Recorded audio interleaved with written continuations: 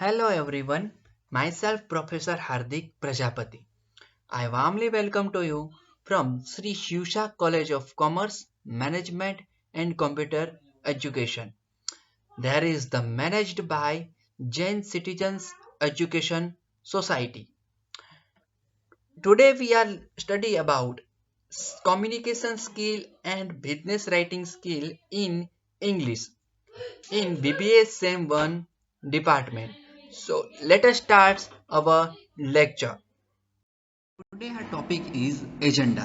In this video we are understand what is agenda, what is the merits of agenda, what is the importance of agenda, what is the demerits of agenda and how to prepare an agenda. Okay, so let us start our topic agenda. What is the definition of agenda? Agenda means it's a list of matters to be discussed at the meeting. એટલે કે agenda છે ને એ before the steps છે એ કોની પહેલા લેવાય છે મીટિંગની પહેલા લેવાતું એક સ્ટેપ છે જે શું કરે છે list of matter to be discussed at the meeting આ એક એવું જે મેટર છે જે તમારે ચર્ચા કરવાની છે ઇન મીટિંગ કન્ટિન્યુ હોય ત્યાર તો એ જે લિસ્ટ ઓફ મીટિંગ છે એ પ્રિપેર કરવા પણ જરૂરી છે તો કે બિફોર મીટિંગ તો કે યસ અને આ જે નંબર ઓફ પોઈન્ટ્સ છે આ નંબર ઓફ જે ટોપિક્સ છે તે કન્સિડર કરવામાં આવે છે તેને કહેવામાં આવે છે agenda. It's a step taken before the meeting. આ સ્ટેપ છે એટલે કે જે એજન્ડાનું સ્ટેપ છે તે શું છે તે મીટિંગની પહેલા લેવાતું હોય છે એટલે કે એજન્ડા પ્રિપેર ફર્સ્ટ થાય છે અને સેકન્ડ તો કે મીટિંગ કન્ડક્ટ થતી હોય છે. તો આ જે છે એ એટલે કે જ્યારે કોઈ ઓર્ગેનાઇઝેશનની અંદર યા કંપનીની અંદર છે એ મીટિંગ કન્ડક્ટ થવાની હોય તો એની પહેલા એજન્ડમ પ્રિપેર કરવામાં આવતા હોય છે. તો એજન્ડમ જે છે એ લિસ્ટ ઓફ મેટર છે યા લિસ્ટ ઓફ ટોપિક છે જે કન્સિડર કરવામાં આવે છે એ ઇન એડવાન્સમાં અને એની ઉપર છે એ ચર્ચા થાય છે મીટિંગની અંદર. It's sent along with the notice of meeting. હવે જે નોટિસ ઓફ મીટિંગ છે એટલે કે નોટિસ જે આપવાની હોય છે જે તે એમ્પ્લોયરને યા સ્ટાફ મેમ્બરને તો તેની સાથે છે એ આ સેન્ટ કરવામાં આવતી હોય છે એટલે કે એની સાથે છે આ પ્રિપેર થતી હોય છે અને સેન્ટ થતી હોય છે જે એજન્ડમ છે તે જેને આપણે શોર્ટમાં એજન્ડા કહીએ છીએ. આ લેટિન વર્ડ છે એજન્ડમ એના ઉપરથી જે વર્ડ છે ઇંગ્લિશ લેંગ્વેજની અંદર એને કન્વર્ટ થઈ ગયું હતું અને એનું પ્રોનાઉન્સિએશન છે એજન્ડા કરવામાં આવ્યું છે. ઓકે, તો એજન્ડા છે એ શું છે એ list of matter to be discussed at the meeting. It's a step taken before the meeting and it's sent along with the notice of meeting. એટલે કે આ ત્રણ જે છે એ મેઇન એની ડેફિનેશનો છે જેના આધારે આપણે એને સિમ્પ્લિફાઈ કરી શકીએ છીએ વોટ ઇઝ એજન્ડમ. નેક્સ્ટ છે what is the importance of agendum. First importance is leader to think out what need accomplished. હવે આ જે એજન્ડમ બનાવો છો એટલે કે લિસ્ટ ઓફ મેટર યા લિસ્ટ ઓફ ટોપિક છે કન્ડક્ટ કર્યા છે તમે તો એ જે લિસ્ટ ઓફ ટોપિક યા લિસ્ટ ઓફ મેટર છે તે શું બતાવે છે તે યાદ અપાવે છે કે લીડરને શું છે એ મીટિંગની અંદર એના પોઈન્ટ છે એ કમ્પ્લીટ કરવા છે અને એની જરૂરિયાત શું છે. મતલબ કે જ્યારે મીટિંગ કન્ડક્ટ થવાની હશે ઇન બિફોર તો આ એજન્ડમ પ્રિપેર થતો હોય છે. તો એજન્ડમ પ્રિપેર થતો હોય છે ત્યારે તો લીડરને ખ્યાલ આવે છે કે લિસ્ટ ઓફ ટોપિક છે એની અંદર કયા રિક્વાયરમેન્ટ આવવાની છે, કયા ટોપિક ઉપર વધારે ચર્ચા કરવાની છે, કયા ટોપિકને કેટલો ટાઈમ આપવાનો છે. ઓકે, તો આવ્યું છે ને એક ડિસ્કશન થતું હોય છે એટલે કે એડવાન્સમાં છે તમને ખ્યાલ આવી જતો હોય છે તો કે યસ. નેક્સ્ટ ડિસ્કશન કરીએ. It's provides the blue print for meeting. As આ બ્લુ પ્રિન્ટ તરીકે એજન્ડમ વર્ક કરે છે તો કે યસ. કેમ વર્ક કરે છે એવી રીતના તો એનું રીઝન છે. તો બ્લુ પ્રિન્ટ છે ને એક પ્રકારની આનાથી તમને ખ્યાલ આવે છે કે what type of topics or what type of matters will be discussed in meeting.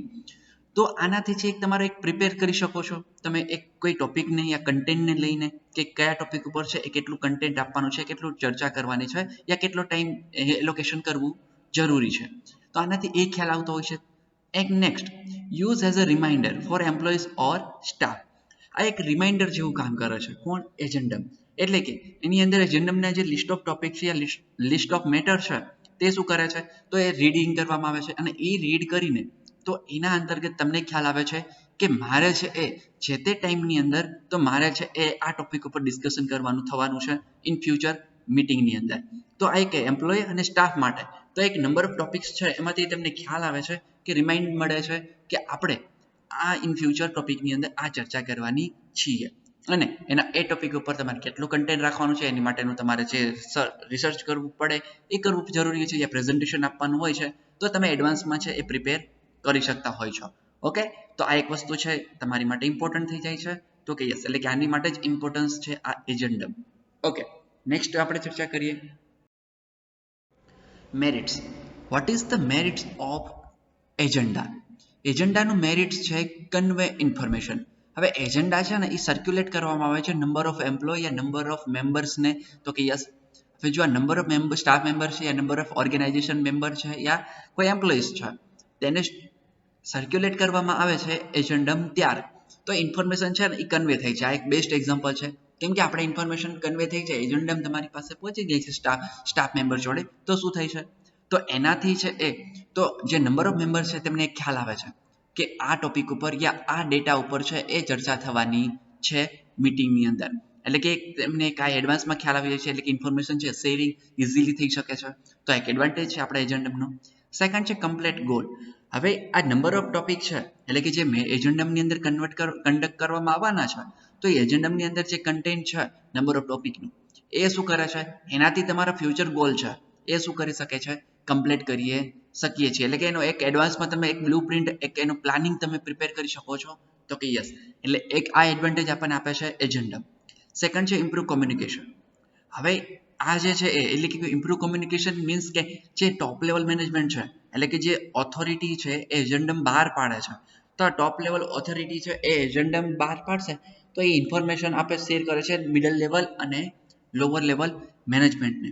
તો જે મિડલ લેવલ અને લોઅર લેવલ મેનેજમેન્ટ છે તે શું કરવાના છે તો એનાથી એને એક છે એ પોઝિટિવ ઇમ્પેક્ટ પડે છે ટોપ લેવલ મેનેજમેન્ટની કે ટોપ લેવલ મેનેજમેન્ટ છે તે બોટમ લેવલ મેનને એન્ગેજ કરે છે.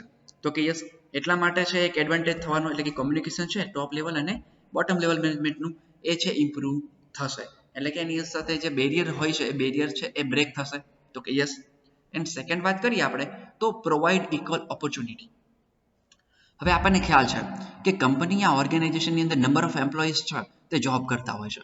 તો જ્યારે આપણે એજન્ડમ પ્રિપેર કરતા હોઈએ ત્યારે તો આપણે એજન્ડમ છે લીડર દ્વારા એવી રીતના પ્રિપેર કરવામાં આવે છે કે જે નંબર ઓફ એમ્પ્લોઈઝ છે યા નંબર ઓફ મેમ્બર્સ છે તે એને ઇક્વલી ઓપોર્ચ્યુનિટી મળે પોતાને જે વર્ક છે એને પ્રેઝન્ટ કરવાની. તો આ એક એની માટે પણ એડવાન્ટેજ છે એટલે કે જે ઇક્વલ ઓપોર્ચ્યુનિટી પ્રોવાઈડ કરે છે નંબર ઓફ એમ્પ્લોઈઝ છે તેને, એટલે કે જે તે સ્કિલ છે જે તે ઓર્ગેનાઇઝેશન મેમ્બરની પાસે તે પ્રેઝન્ટ કરવા માટેનું આ એક ઓપોર્ચ્યુનિટી તમને આપે છે. પછી વાત કરીએ હેઝ અ ટાઈમ મેનેજમેન્ટ. તો આ ટાઈમ મેનેજમેન્ટ છે તો કે યસ, એટલે કે આનાથી એજન્ડમ છે લિસ્ટ ઓફ એજન્ડમ એ પ્રિપેર કરેલા હશે તો શું થશે તો નંબર ઓફ એમ્પ્લોઈઝને ખ્યાલ આવશે કે આ જે છે એ ટોપિક ડિસ્કસ થવાના છે તો એની અંદરનો જે ટોપિક છે અને ટાઈમ એલોકેશન આપેલું હશે તો ઇઝીલી છે એ 2 અવર યા 3 અવર યા 1 અવરની છે એ જે પણ હશે ટાઈમ મેનેજમેન્ટની જે મીટિંગ ટાઈમ તે તમે એટલા ટાઈમની અંદર કવર કરી શકશો. તો એક તમારું ટાઈમ મેનેજમેન્ટ છે એ ક્લિયર થશે. જો એજન્ડમ પ્રિપેર નહીં હોય તો મીટિંગ ક્યાં સુધી ચાલશે એ છે એ આઉટ ઓફ ટાઈમ થઈ જશે. ઓકે, તો એના માટે છે એ ન થાય એની માટે એઝ અ ટાઈમ મેનેજમેન્ટ એટલે કે આ એક એડવાન્ટેજ આપે છે. નેક્સ્ટ વાત કરીએ એન્ગેજિંગ મેમ્બર્સ. હવે આનાથી શું થાય તો એજન્ડમ જે સર્ક્યુલેટ કરવામાં આવે છે તો કે કંપની યા ઓર્ગેનાઇઝેશનની અંદર તો એનાથી એક શું થાય છે નંબર ઓફ મેમ્બર છે યા નંબર ઓફ ઓર્ગેનાઇઝેશન મેમ્બર છે આ સ્ટાફ છે, આ સ્ટાફ મેમ્બર છે એ સારી રીતના એન્ગેજ કરી શકે છે તો કે મીટિંગની અંદર. તો એના માટે એક આ એડવાન્ટેજ છે તો કે યસ, એટલા કારણે આપણે આનો યુઝ કરતા હોઈએ છીએ. તો એક આપણે નંબર ઓફ જે મેરિટ્સ છે મેરિટ્સને આપણે એને અધર વર્ડ્સની અંદર આપણે એડવાન્ટેજ ઓફ એજન્ડમ યા એડવાન્ટેજ ઓફ એજન્ડા તરીકે પણ ડિફાઇન કરી શકીએ.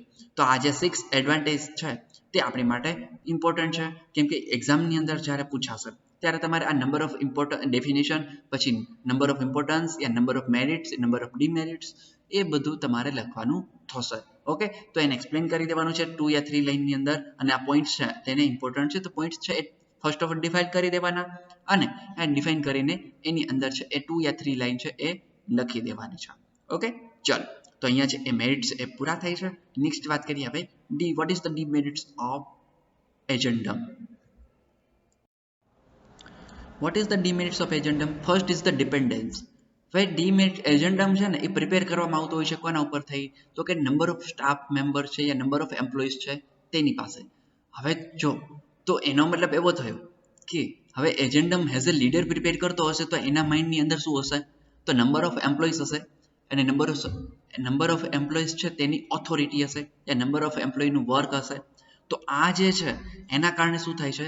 તો એમ્પ્લોયર છે તે વધારે છે એ ડિપેન્ડેન્ટ થઈ જાય છે, એટલે કે જે લીડર છે એ ડિપેન્ડેન્ટ થઈ જાય છે એમ્પ્લોયર ઉપર, કેમ કે એને જે ટોપિક છે યા એનું વર્ક છે યા એની સ્કિલ છે એને ધ્યાનમાં રાખીને આને એજન્ડમ પ્રિપેર કરવા પડતા હોય છે.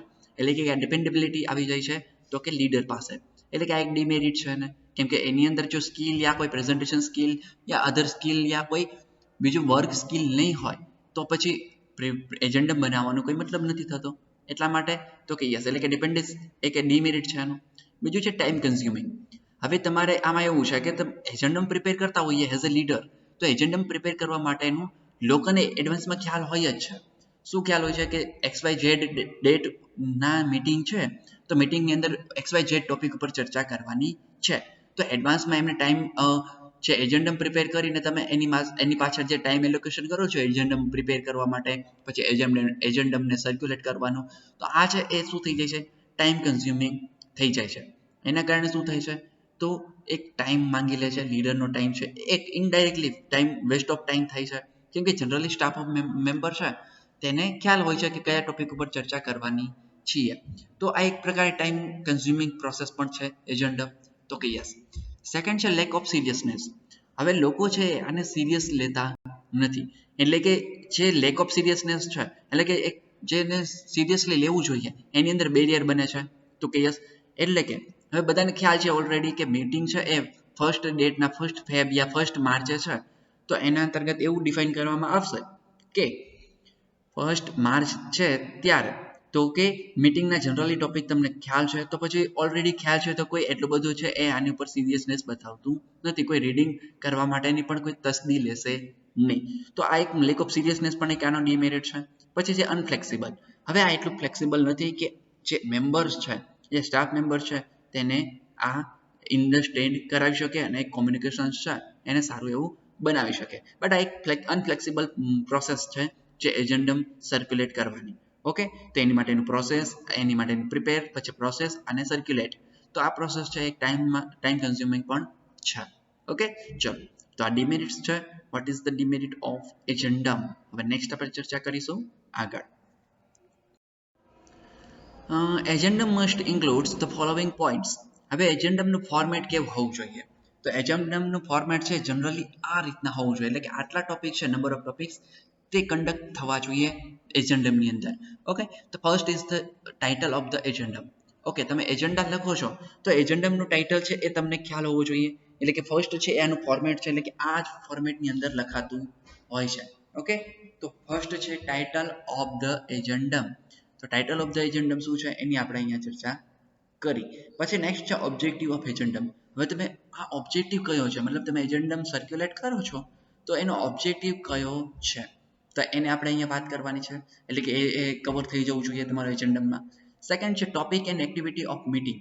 હવે ટોપિક અને એક્ટિવિટી ઓફ મીટિંગ કઈ છે તો એની પણ આપણે વાત કરીએ, એટલે કે કયા કયા ટોપિક ઉપર તમારે મીટિંગ કરવાની છે એ પણ અંદર એલોકેટ કરવું જરૂરી છે.